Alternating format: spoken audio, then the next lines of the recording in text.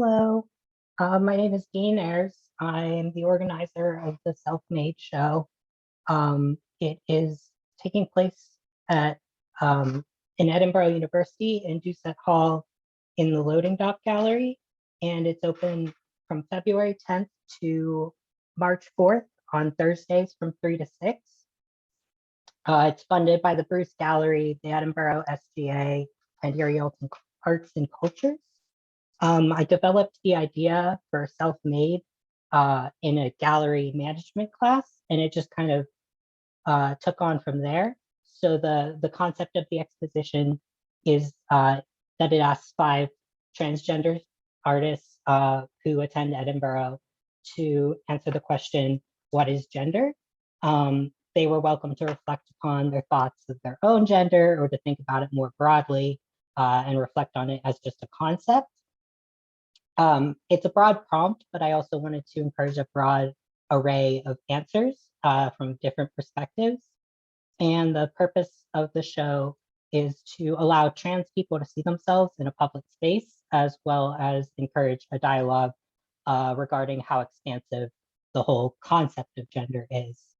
So tonight, in conjunction with that show, I have 2 artists here, Violet Mainberg and Mac McCusker.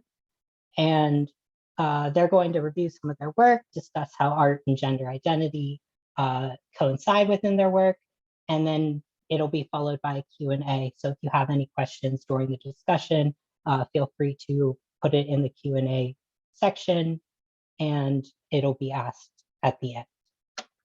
And with that, Violet, would you like to introduce yourself? Sure. Did you have a bio? Did you want to read that or? Oh yeah, I'm so sorry. Oh, no worries. Yeah.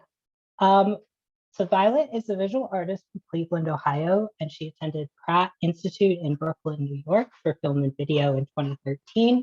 But she changed paths towards wanting to create a special effects and props for film and video TV shows.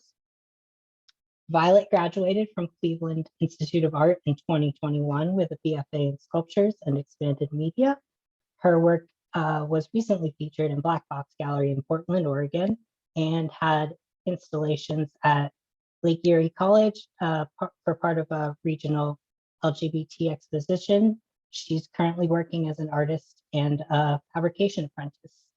And Mac received a BFA from Armstrong State University and an MFA from Georgia State University. They've taught at the college level at Savannah State University, Armstrong State University, and Georgia State University. They have completed residencies in Penland and the Odyssey Playworks in North Carolina, and at the Arts in Space in Gala, Hungary. Mac was named Emerging Artist in 2018 by Ceramics Monthly. They have lectured at the National Council for Education in Ceramic Arts, Louisiana State University, Harvard, and others, and speaks to high schools around the country regarding gender identity. Mac has been published in Amazing Glazes, Social Constructs, Ceramics Monthly, and the Studio Potter's Journal, among others. Mac's work has been in exhibitions internationally, and they have located to Pittsburgh, Pennsylvania, where they are ceramic studio manager at the Union Project. So Violet, if you'd like to start. Thank you, Dean. That was great. So I'll go ahead and present my work. I hope everybody can see my screen. It says it's recording. So I just want to give a disclaimer that there is some graphic imagery in my artwork, just a heads up to anybody who may be sensitive to that kind of content, gore and genitalia mostly. So my name is Violet Mainberg. I just graduated from Cleveland Institute of Art in Sculpture and Expanded Media. My website is listed below, and today we're going to talk about my art and gender identity, which are very closely linked. So I started my transition in 2018. I was 23 years old, and I had just learned what transgender was. I didn't have really a concept of it before that, but I always knew that that's what I was. I just didn't have the words to, come to that conclusion.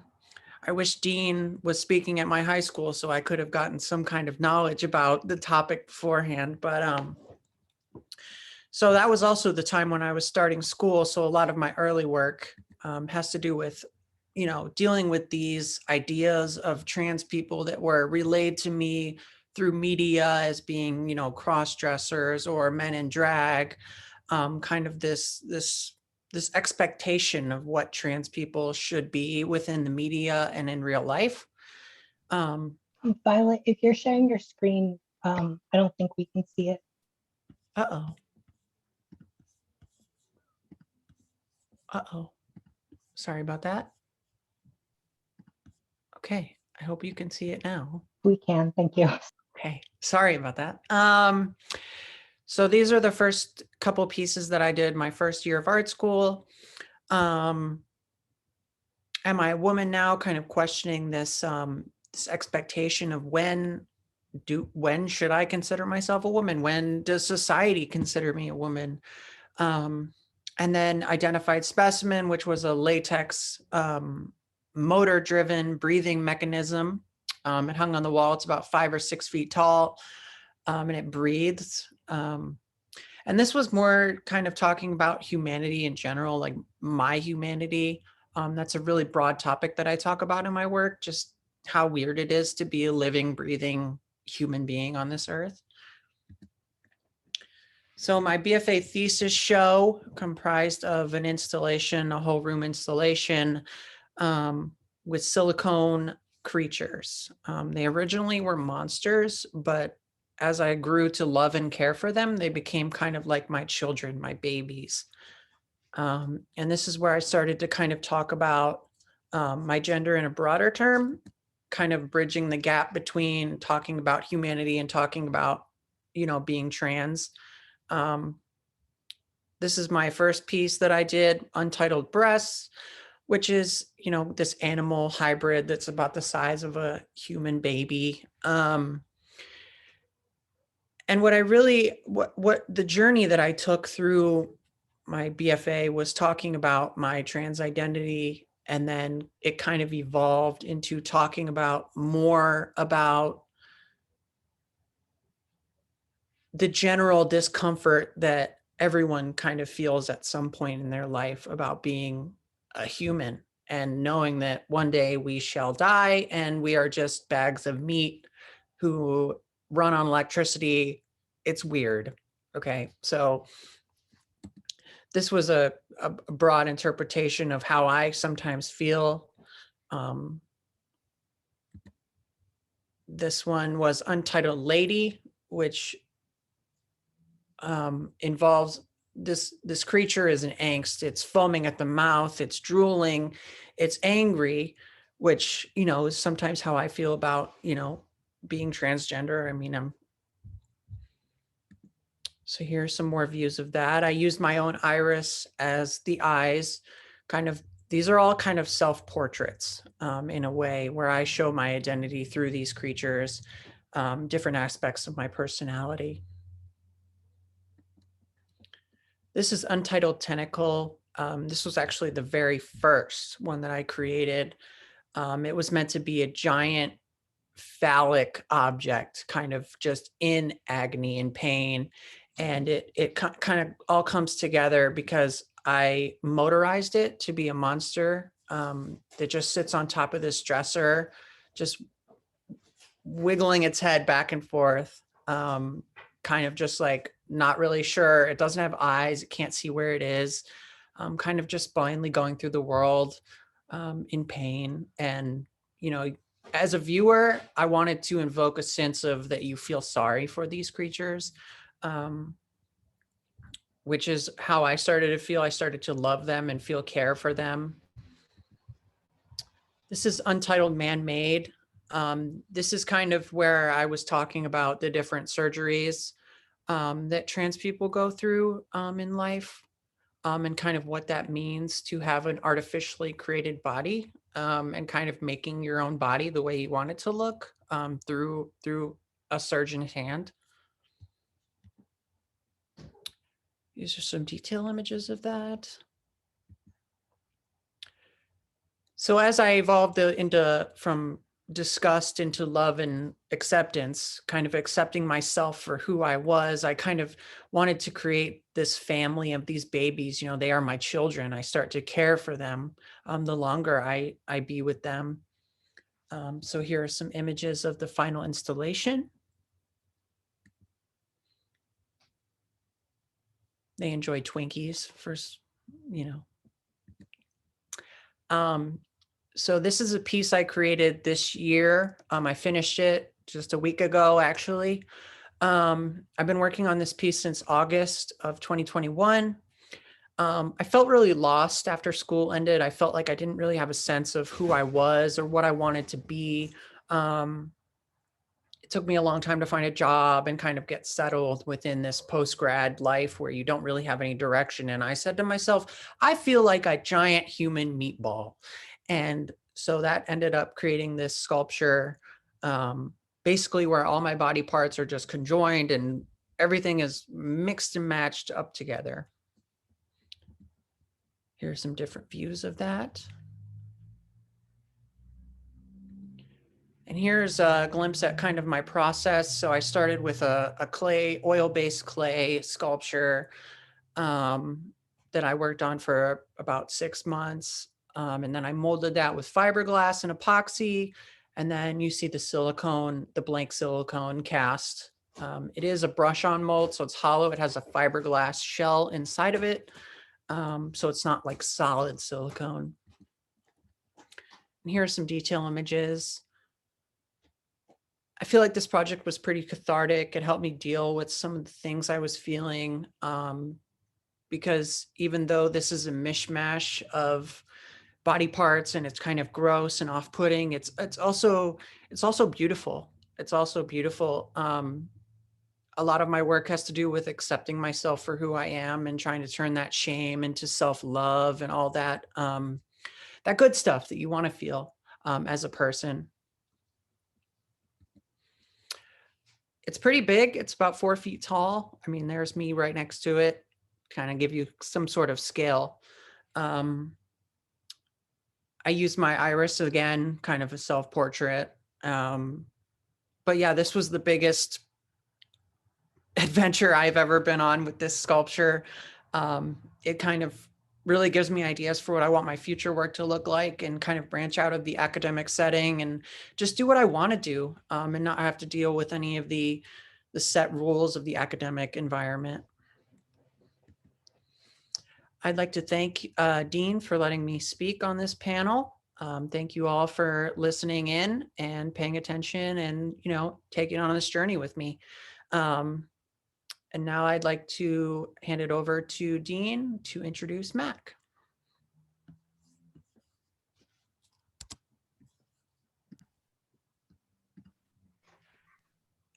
Thank you so much. Mac, if you're ready to go. Yeah, hold on. Oh, good.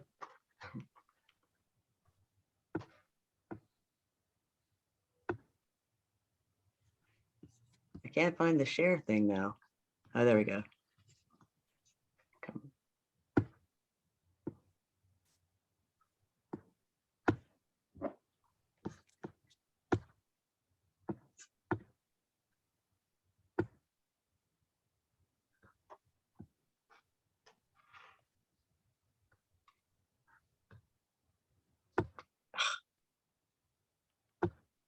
Play.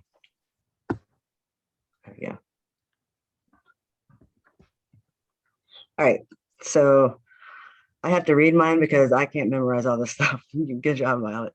All right, so gender is defined by the Oxford Dictionary as the state of being male or female, typically used with reference to social and cultural differences rather than biological ones. While there are over 60 descriptions of gender variance, there are still only 2 options on most job applications and legal documents. Gender roles have changed, but there is still an underlying current that exists from which many of us suffer. The beliefs surrounding the notion of real women and real men reduce us to mere stereotypes. Advertisements, social media, Religious doctrines define that narrow division of gender norms to this day. That pink-blue dogma assumes that biology steers our social destiny. We've been taught that being born female or male will determine how we dress and walk, whether we prefer our hair shortly cropped or long and flowing, whether we will be emotionally nurturing or repressed. Those of us who transgress gender assumptions also shatter their inflexibility. Gender violations are the crux of the many that refuse to acknowledge the colorful presentations and dualities that enrich who we are today. I came out in 2008 after many years of alcohol and drug addiction. 41% of trans individuals attempt suicide, and this too is part of my story. While being trans is not a choice, being visible and therefore vulnerable is. I do not neatly fit into a box.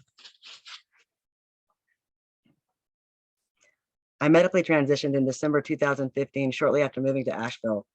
Top surgery is the chest reconstruction surgery adopted by some in the trans community to change their bodies to better represent the gender they most identify with. This piece represents the beginning of my transition.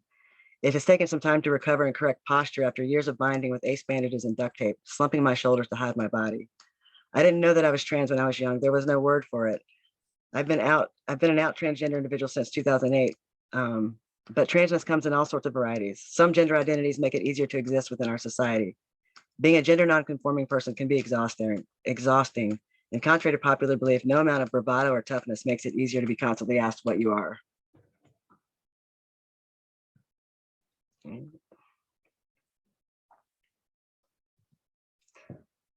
So the bathroom laws are why I initially put myself on display despite my discomfort. In a one-day specially convened session in March of 2016, the North Carolina legislature passed a law that reversed a Charlotte ordinance that had extended some rights to those who were gay or transgender. It was called the Public Facilities Privacy and Security Act, or House Bill 2. It was signed into law by then Governor Pat McCrory. The original ordinance protected transgender people to use public restrooms based on their gender identity. The new law nullified that and made it illegal for cities to expand upon state laws and protections. The bathroom bill swept the nation and promoted discrimination against gay, bisexual, transgender, genderqueer, and intersex people. It catapulted transgender people into the spotlight and forced their private lives into a very public dialogue. This piece, a satirical piece about the absurdity of House Bill 2, places me in the center of the bathroom debate. It makes fun of assumptions that many people make about transgender bodies and about the obsession with genitalia. Until those laws came into play, I usually went unnoticed in bathroom settings. But what these laws created was a standard for policing gender. We now have people paying very close attention to those who use a public bathroom.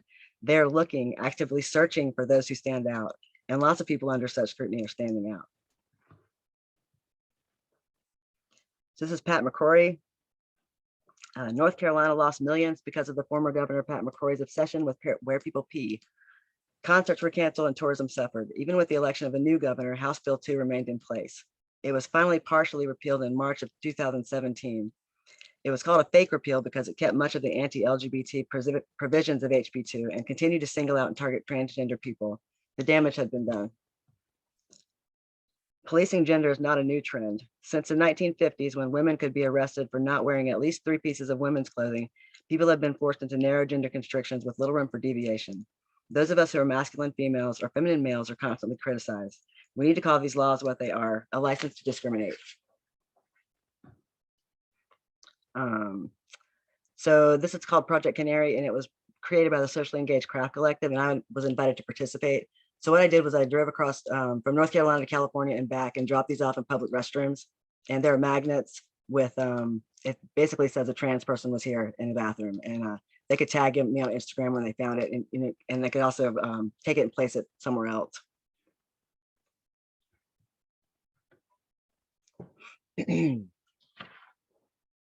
What's in a Name is about the complicated relationships that trans people have with their former names.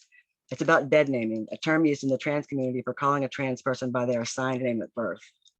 Our former names can come back to haunt us and are often used as weapons against us. It's about the anxiety caused every time we are asked for our IDs. And this piece reflects the mountain of paperwork it takes to legally change a name.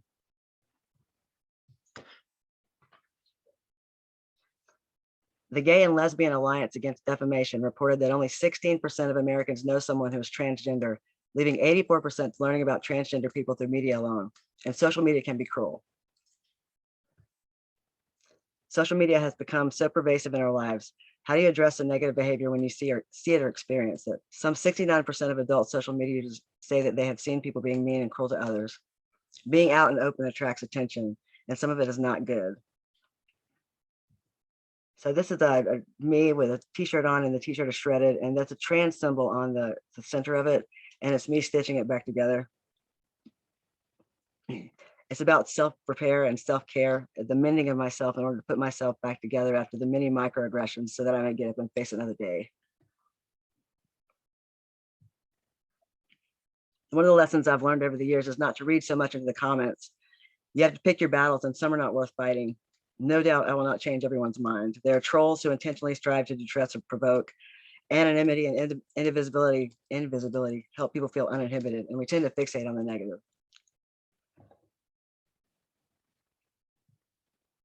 I get asked a lot of personal questions about my body, what surgeries I've had or not had. People want to know if I still think I'm gay, if what my sex life looks like, if I have a partner, if they consider themselves gay. Some questions may feel like we have to justify ourselves or that our privacy is being invaded. So there's this thing called Google. I can't separate my art from my life. When I'm asked to talk about my artwork, I can't do so without talking about my life.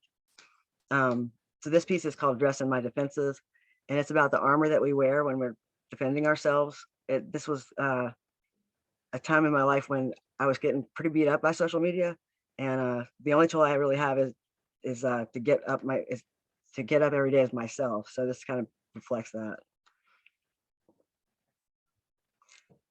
But being visible has its upsides. I am contacted weekly by high school students, college students, trans and gender nonconforming people, and parents of transgender kids.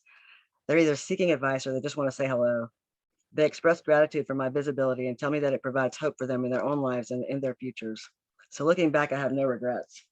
I choose to live my life authentically and to give a voice to others who can't or choose not to be visible. It's not an easy journey, but it's rewarding to be able to share my experiences and to educate others about what it means to be transgender, at least to me. So this is the selfie. Lucas Silvera, the transgender lead singer of the band The Clicks, wrote about the selfie. Often viewed as self-indulgent, self-absorbed, narcissistic, I've seen many folks who take issue with other photos of themselves celebrating their own beauty. I used to think the same thing before I fell in love with myself. I see it now very differently, especially among marginalized folks, especially those who have historically gotten no or next to no representation in the media. From folks of color to disabled folks to folks with bodies considered different, I find the selfie actually quite a radical art in these cases. It is us saying, I take accountability for celebrating my beauty. I also love it because as a single trans-bodied person who went through part of my transition in states of singlehood and without much family around me, it was the only way I could keep a record of my life and my personal history. So I have to ask yourself, why do you take issue? Why does self-love feel self-indulgent? Perhaps it is this mentality that creates the propaganda to integrate inside you, which is that to love oneself is actually a negative thing. Because self-love leads to less desire to purchase things to make us feel valuable, thus making self-love the most fucking radical tool for revolution you can ever have. Thanks.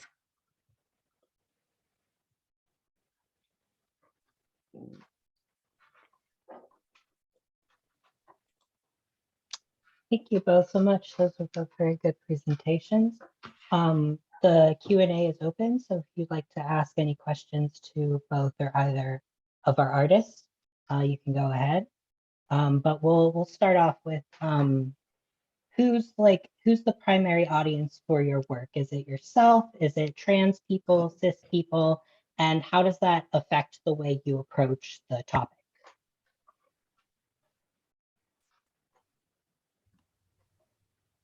Is this for both of answer us? in order? Yeah, it's for both of you. Go ahead.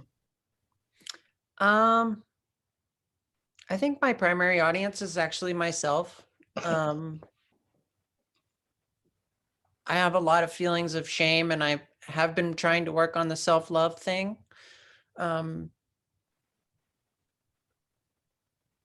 think that my art can be relatable, but I also use it as like a process to gain that self-love and acceptance. So I don't think that I'm really truly making art for an audience. I'm just making it to try and feel good about myself, try to feel better about who I am. I'm not sure who my audience is either. I started making the work just because more of a reaction to what the public was doing and saying about transgender people. It wasn't really about at the time putting myself in front of an audience at all. But later it sort of became, whether I wanted it to or not, to cis people, to educate them about transgender issues.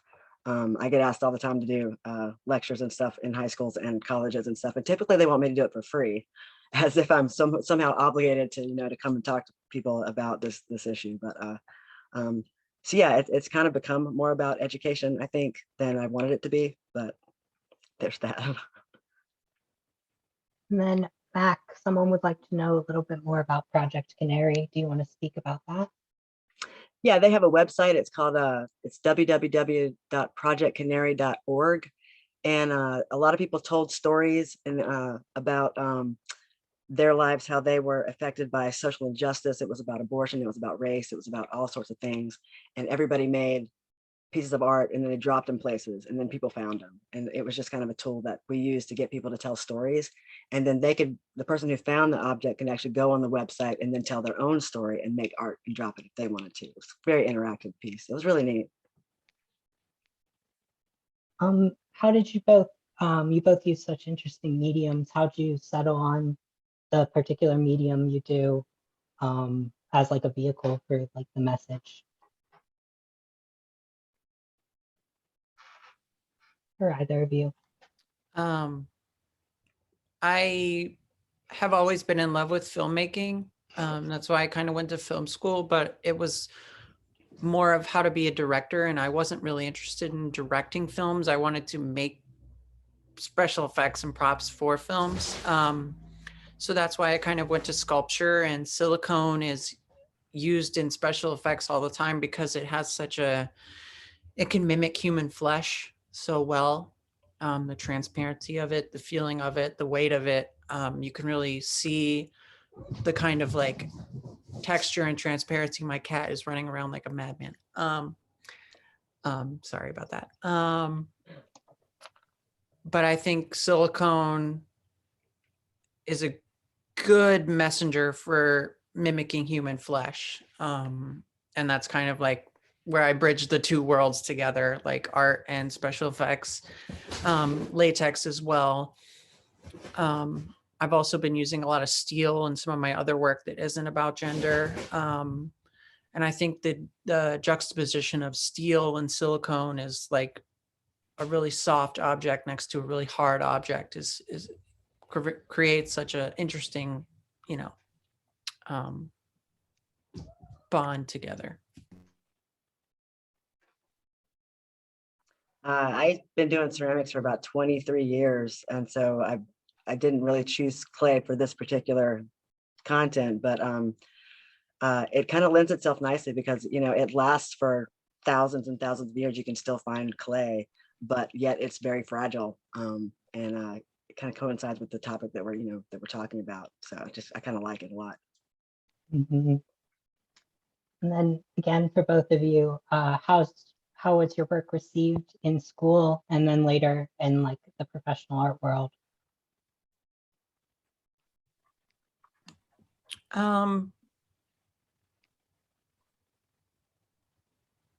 My work is I've been told my work is kind of off-putting and disgusting. And, during school, you and your classmates are kind of forced to be with that work. And one of my pieces was actually in like a gallery, a juried exhibition. And I heard from the curator that there were a lot of people coming by and like looking at it. And some people just like either averted their eyes and like tried their best not to look at it, or they just stared at it. It was kind of a weird thing to hear that people don't want to look at your work, but also like, that's the point of the work, is to kind of confront these ideas about who trans people are in society, and kind of question those ideas about, why is this so disgusting? Why? And that's kind of, been jaunting. So.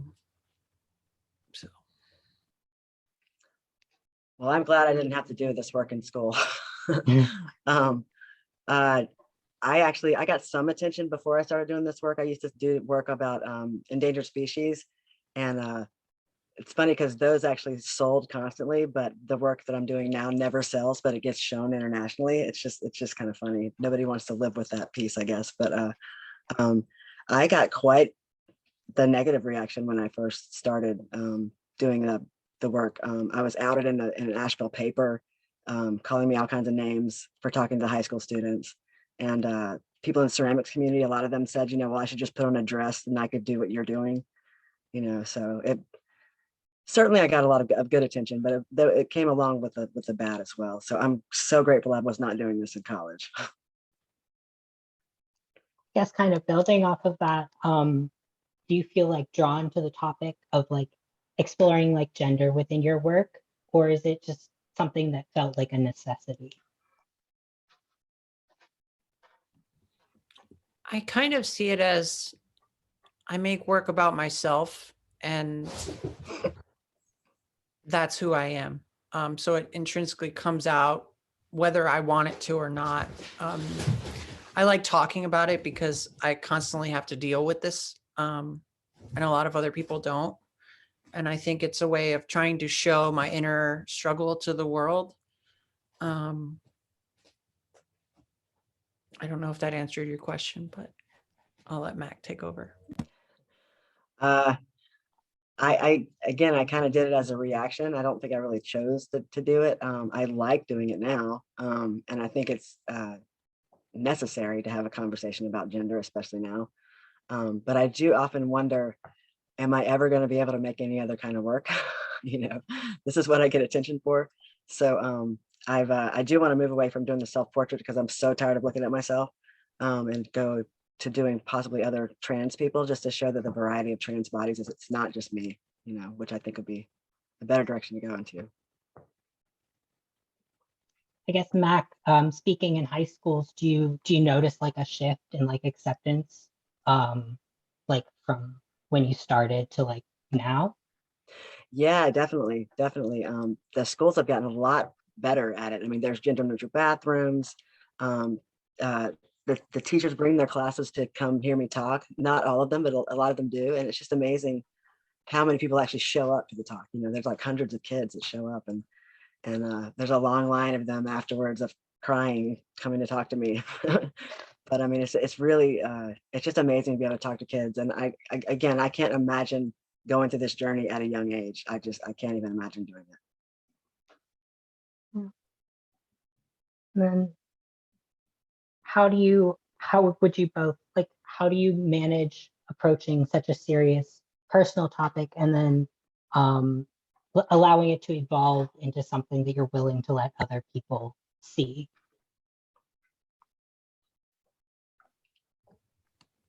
I think humor is a good way to do that. My work is kind of funny in a really dark, kind of hilarious way. And I think that's a really good way to help people relate to it, is having them laugh at it and then thinking about it more deeply. Yeah. Yeah, I agree. Initially, humor was what I used with the peeing one. That was just kind of a jump off it, kind of making people laugh, but also a way to talk about the bathroom bills. But as I moved on, and the more kind of abuse I got and microaggressions I got, it got a little bit darker and it got a little more serious in content. So it's kind of interesting how that evolved. Mhm. It is very interesting to see both your art evolve. Like I know, Violet, you mentioned you called your creatures monsters at one point, and I think that's a very interesting evolution. Um, but do either of you have any feedback for like trans people still in school, looking to pursue art, anything in that vein? Um,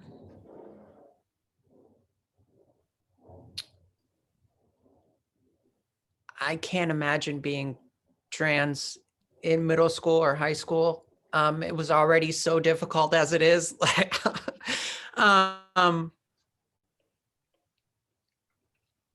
you're stronger than you realize.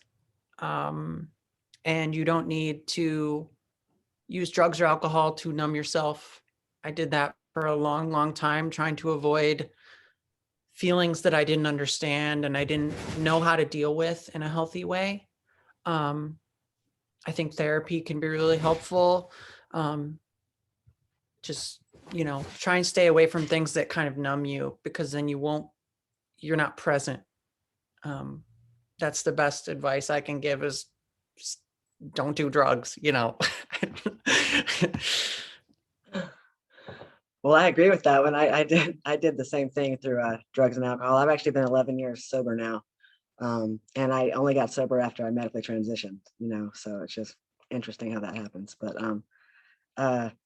I don't know. I mean, kids today, they're kind of my heroes, because I can't imagine doing that at a young age. It was terrifying to do it at my age, and I'm 48 now. So yeah, just I guess what I would say is find your family. If you don't have one, then there's so many trans people out there who are just willing to support you, and myself included. Reach out and get other people to help you, because you cannot do it alone. Community is just so important. So that's what I would tell them. Thank you both so much for speaking. If there are no more questions, then I think that about wraps up the discussion, but I think it was a good discussion. Thank you both for coming. Thank the audience for coming. I hope it was informative and enjoyable. Thank you all so much. Have a good evening.